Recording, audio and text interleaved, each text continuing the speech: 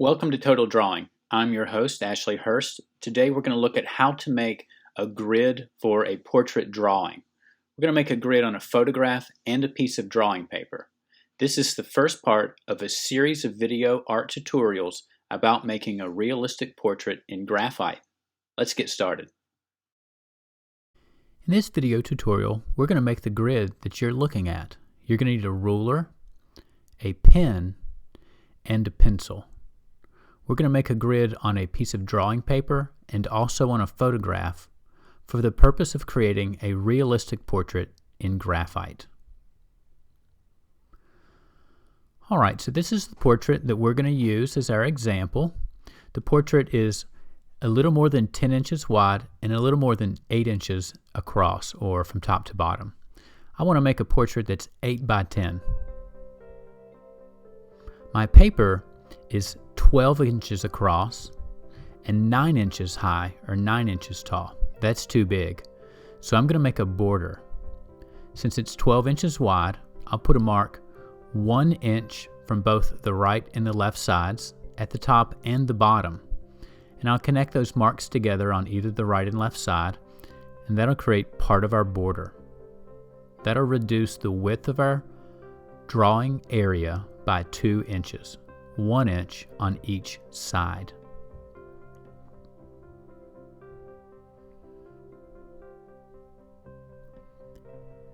Now this piece of drawing paper is 9 inches from top to bottom, and our photograph and our drawing is going to be 8 inches from top to bottom.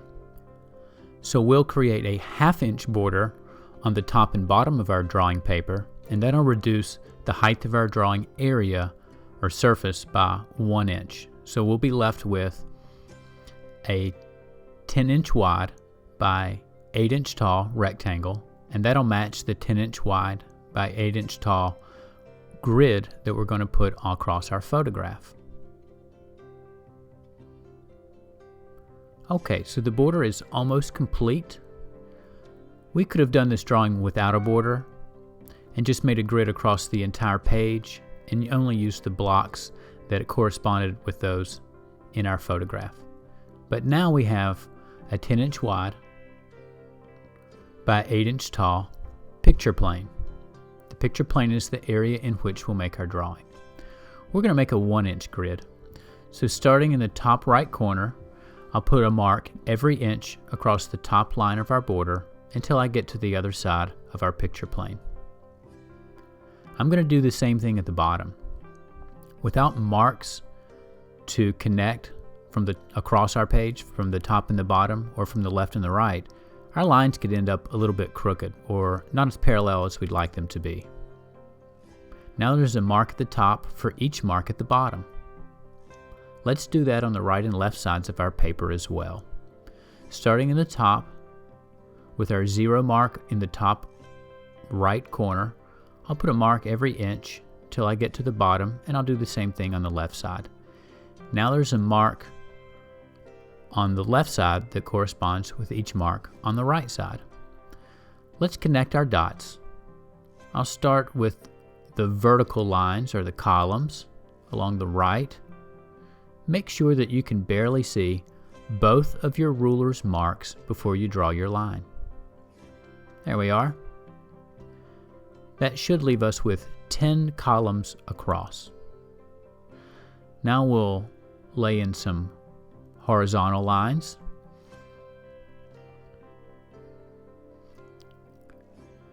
Since the marks are 1 inch apart across the top and bottom, as well as the right and left side, we'll end up with squares for our grid. You can make a grid of rectangles. All right. 1, 2, 3, 4, 5, 6, 7, 8. 1, 2, 3, 4, 5, 6, 7, 8, 9, 10. Perfect. Now we need to get the same number of blocks onto our photograph. It looks like this photograph is a little longer or wider than 10 inches. So I'll put a mark at the 10. That way we'll have a remainder on the right edge of our page. I don't want to lose any of the left side. So I've chosen to lose about 1/4 of an inch on the right side of our page, and that'll become more apparent once we start laying our marks in. From the bottom left corner, I'm going to put a mark across the bottom every inch until I get to the 10th inch. I'll do the same thing across the top. If you do have a remainder on your photograph like this one, it's important to start with your 0 on the same side of the page, the left side in this case.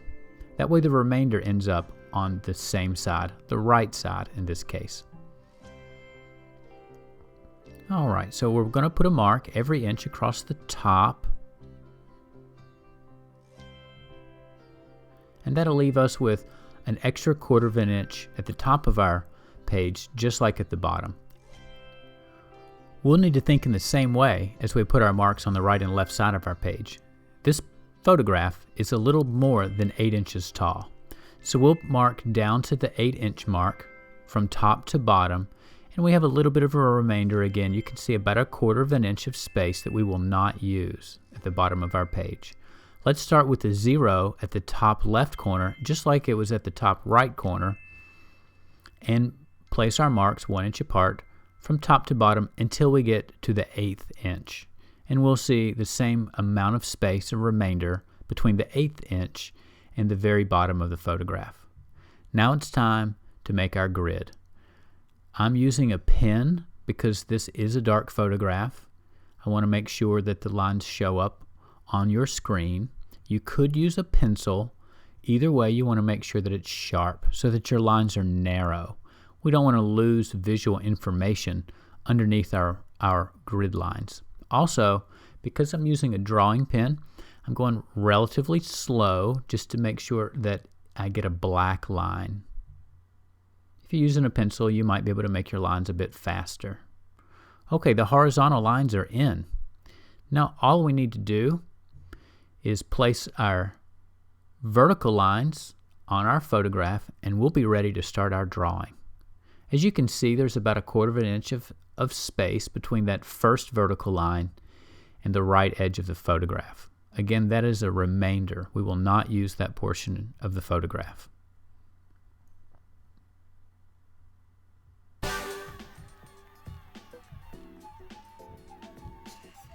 Almost there.